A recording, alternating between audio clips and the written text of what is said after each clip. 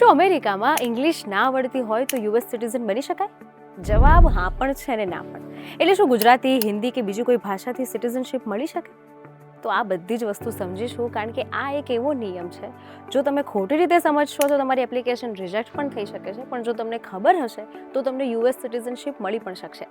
સમજીશું આજના વિડીયોમાં, પણ એ પહેલાં વીટીવી ડિજિટલની અમારી ચેનલને સબસ્ક્રાઇબ કરી દેજો, સાથે બેલ આઇકન દબાવી દેજો, જેથી તમામ ઇમ્પોર્ટન્ટ અપડેટ્સ તમને પહેલાં મળે. Hello, ladies and gentlemen. This is your captain speaking. We'll be landing in the airport in just a few minutes.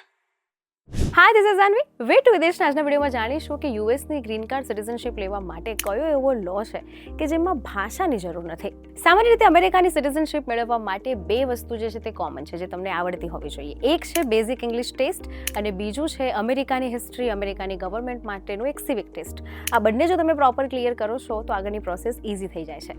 હવે આ ટેસ્ટ પર જે ઇન્ડિયન સિટીઝન છે, સિનિયર સિટીઝન છે, તે અટકી જાય છે, કારણ કે ત્યાં એમના લેવલ પર ઇંગ્લિશ જે છે તે એટલી પ્રોપર પ્રોફિશિયન્સી હોતી નથી. એટલે હવે જે છે તે મુશ્કેલીમાં સિટીઝન્સ મુકાય છે. ઘણા વર્ષોથી અમેરિકા રહેતા હોવા છતાં પણ તેમને અંગ્રેજી શીખવામાં મુશ્કેલી પડે છે. પરિણામે ઘણા લોકોને નેશનલાઇઝેશન માટે પણ અપ્લાય નથી કરી શકતા. પરંતુ અહીં એક વસ્તુ સમજવી જરૂરી છે કે અમેરિકાનો એક એવો નિયમ પણ છે કે જેના દ્વારા આ સિનિયર સિટીઝન્સ જે છે તે અંગ્રેજી વગર પણ સિટીઝનશિપ જે છે તે મેળવી શકે છે. જેમ કે જો કોઈ વ્યક્તિ ગંભીર શારીરિક અથવા માનસિક બીમારીના કારણે અંગ્રેજી શીખી ન શકે અથવા સિવિક ટેસ્ટ માટે તૈયારી ન કરી શકે તો તે N648 મેડિકલ ડિસેબિલિટી વેવિયર એપ્લાય કરી શકે છે. આ માટે લાયસન્સ ધરાવતા ડોક્ટર અથવા સાયકોલોજિસ્ટનું મેડિકલ સર્ટિફિકેટ આપવું જરૂરી છે.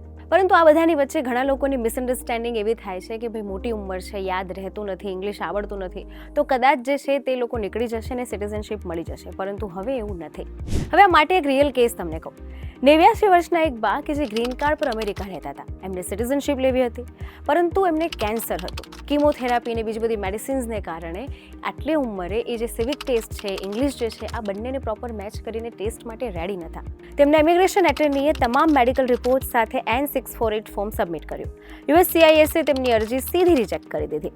હવે એપ્લિકેશન રિજેક્ટ થવાનું કારણ શું હતું? તો તમને જાણીને નવાઈ લાગશે કે USCIS ઓફિસર્સે એવું કહ્યું કે ડૉક્ટરે એવી કોઈ ઇન્ફોર્મેશન અથવા એવા કોઈ પ્રૂફ સબમિટ નથી કરાયા જેનાથી એવું ખબર પડી શકે કે 89 વર્ષના આ બા હવે કંઈક નવું શીખી શકતા નથી કે પછી સિવિક ટેસ્ટ ક્લિયર કરી શકતા નથી. આ વસ્તુનો જો પ્રોપર પ્રૂફ ડૉક્ટર મેન્શન કરે તો જ આગળની પ્રોસેસ જે છે તે થઈ શકે તેમ છે. એટલે એક્સ્ટ્રા પ્રૂફ માંગવામાં આવ્યા, અનેક વખત ઇન્ટરવ્યૂઝ લેવામાં આવ્યા અને એક લાંબી પ્રોસેસ બાદ ફાઇનલી USCISએ તેમની એપ્લિકેશનને એક્સેપ્ટ કરી. અને એટલું જ નહીં, પણ USCISના ડિરેક્ટરે પોતે તેમને શપથ લેવડાવ્યા અને તેમના દીકરાએ ઇંગ્લિશ ટ્રાન્સલેટ કરીને ઓથ જે છે તે કમ્પ્લીટ કરી. હવે આ કેસ સાંભળીને તમને એવું થયું હશે કે ઓકે, તો N648 લેવું અને સિટીઝનશિપ લેવી કેટલી ઇઝી છે. પરંતુ જેટલું ઇઝી તમને દેખાય છે એટલું ઇઝી આ નથી. કારણ કે હવે ઓફિસર્સ માત્ર સર્ટિફિકેટ્સથી નથી માનતા.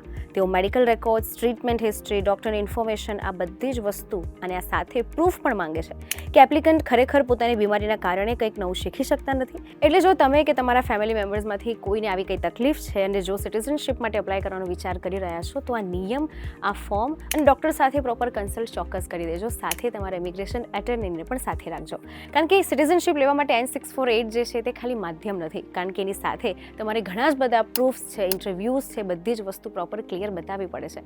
આનું એક્ઝામ્પલ જ બરોબર છે કે 89 વર્ષના એક બાને પણ એક ઓથ સેરેમની પ્રોપર કમ્પ્લીટ કરવી પડી, બતાવવું પડ્યું કે એમને જે બીમારી છે તેમાં તે સક્ષમ નથી સિવિક ટેસ્ટ આપવા માટે.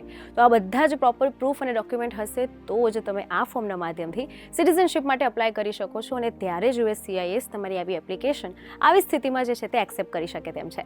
જેને પણ આ જરૂર હોય તેના વિડીયો ચોક્કસ આપજો અને આવી જ ઇન્ફોર્મેટિવ વિડીયોઝ, અપડેટ્સ માટે વીટીવી ડિજિટલ સાથે જોડાયેલા રહેજો.